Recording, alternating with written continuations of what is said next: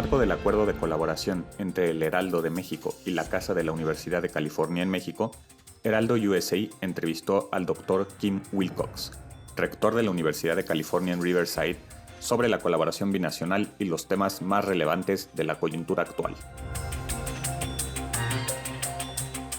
Thank you for having us here, Dr. Wilcox. My pleasure. Thank you. So I wanted to start with you sharing some of the opportunities that this place in Mexico has for joint collaboration between our two countries. Well, of course, the University of California has had collaborations with partners in Mexico for decades. We formalized those really in the 80s with some research programs, and then in 2003 bought the Casa de California right here in the heart of Mexico City, which gave us a base. And from that, we've done lots of things to further our partnership. Institutions, educational institutions, but also other organizations in Mexico, not-for-profits, arms of the government. So it's really been an anchor for us here in Mexico City and in Mexico. Every good university knows they can't answer every question, at least by themselves.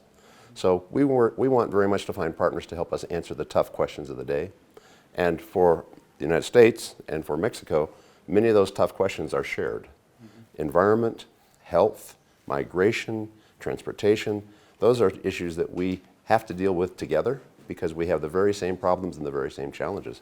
So we're looking for good partners to help us answer those questions. California also has a history and a reputation of being innovative and progressive in its thinking, and some of these values seem to be receding worldwide nowadays. So in this context, what would the role of UC Riverside and Casa de la Universidad de California be? Yeah, I see it as consistent with the role of universities around the world. We have to continue, regardless of where the political pressures are, we have to pursue what we think is the best future, and that's the most informed future. You can deny some aspects of climate change, but others are undeniable. And we need to work together to face those head on and address them. There are people who say we shouldn't have vaccines. Well, we know better than that as a collective scientific organization in the world, and we need to stay true to that path. Governments will come and go, politics will swing right and left, but we need to continue to move forward to what we think is the right direction. And you mentioned earlier about some problems with climate change that were undeniable. In this context, California and Baja regions have very beautiful landscapes, but they're also very frail environments. So would you say that in environmental matters, are we moving in the right direction, and are we moving fast enough? I would say no to the latter. I don't think we're moving fast enough. I think in many ways we're moving in the right directions. We know much more about water conservation than we did a decade ago. We know much more about the groundwater and the state of the groundwater than we knew a decade ago. We have scientists working together in the two countries to develop plants that use water more efficiently. It's not just irrigation, but actually how the plants grow themselves. So there's lots of fronts that we're moving in the right direction. We still have a long, long way to go. And clearly one of the bigger contributors is transportation. And NAFTA has been great for the automobile industry in all our countries, but it has meant more transportation that is on the streets and on the roads and on the highways. And we have to find a way to think differently about that in the future. And another core issue you mentioned, which is not only an issue between the United States and Mexico, is migration. And I think Mexico and the United States could be fertile ground for a humane model on managing migration.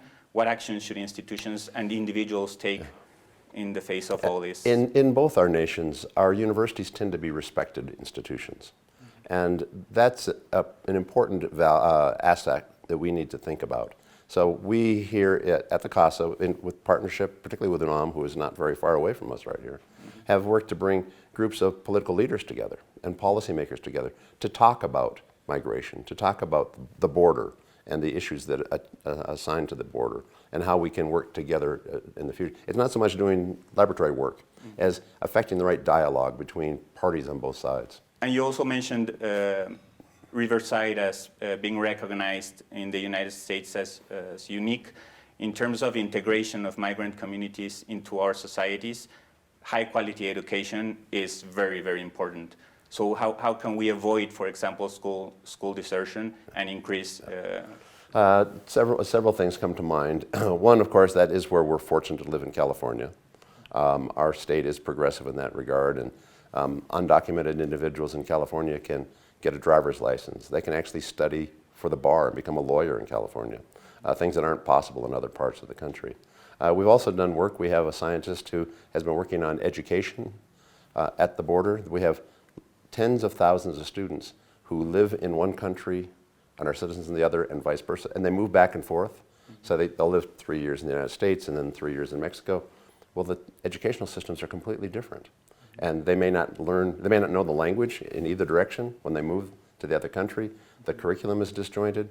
So she's worked with school districts along the border to help both sides understand the nature of that experience for small children and how they can both work to make the transition easier. So there's lots of ways to think about the border that affect geopolitics, like NAFTA, but also affect individual families and small children. The University of California is home to some national research labs and other main hubs for research and development, but budget and finance seems to also have some issues right now.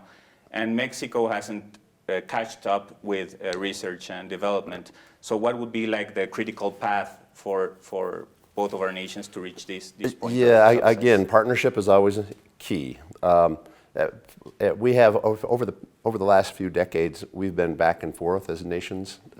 We've been ahead in terms of funding. You've been, right now we're both kind of struggling, and that's a real challenge for us and our partners in Mexico. We are right now in the United States working very closely with our federal government to stem some of the decisions that they're trying to make about funding.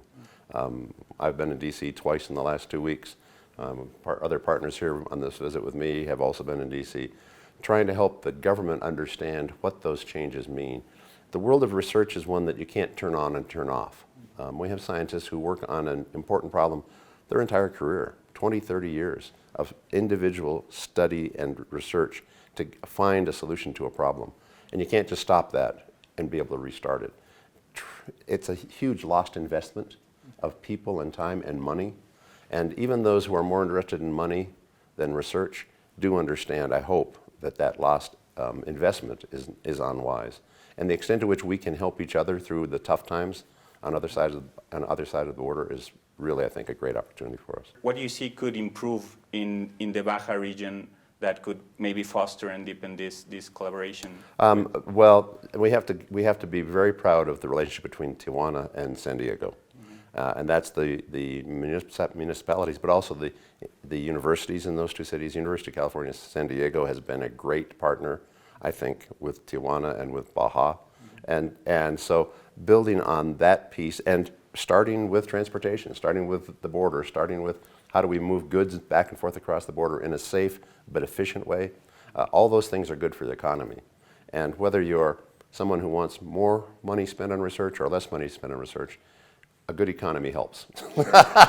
And it's something that's bipartisan. The progressives and the conservatives like a stronger economy. Yep. And so there are some things we can do for each other that will strengthen our joint economies. One of the shortcomings, promises of technology is widespread access to knowledge and information that is true. And it seems we're moving somewhat in the opposite direction. What do you think could we be doing about this? Very good question, and it's not an easy one for us to deal with as a world.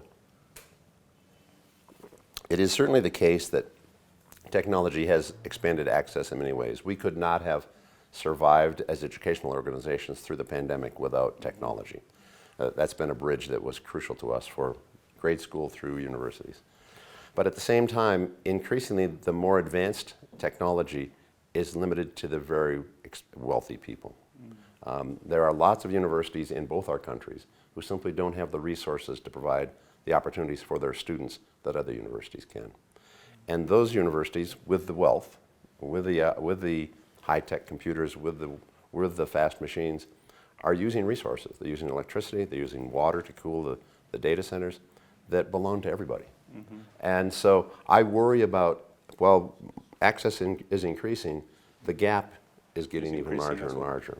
And again, that's true in both of our countries and something that we both need to be thinking about. Could you please share with us what your next steps here at Casa de la Universidad de California in Mexico are? We are meeting with the Minister of Science to sign an MOU about partnership and to set a frame to help all of our universities in the two countries find a way to work together on these big issues. Mm-hmm. That really is where I think my heart is and where the direction has to be. We're still going to cover all topics and be supportive of lots of work, but we have to come to grips with these bigger issues, and that's going to take more than just one university or more than one country. Okay, so we are also working with Casa de la Universidad de California. Our interest is to share all your research and the possibility of collaboration, and we're very eager to share with both the Mexican and the American communities. I like to say that partnerships are only as good as the partners. And we're a proud organization, the University of California. We have over 70 Nobel laureates. We account for 9% of all the research funding in the United States in our university. We're very proud of that. But we're very proud to be able to partner with you, the quality of the work that you do, and we're really looking forward to what we can do together. Thank you, also us. Thank you for having us. It was a pleasure the same. Chatting with you. Thank you. Thank you very much. Thank you.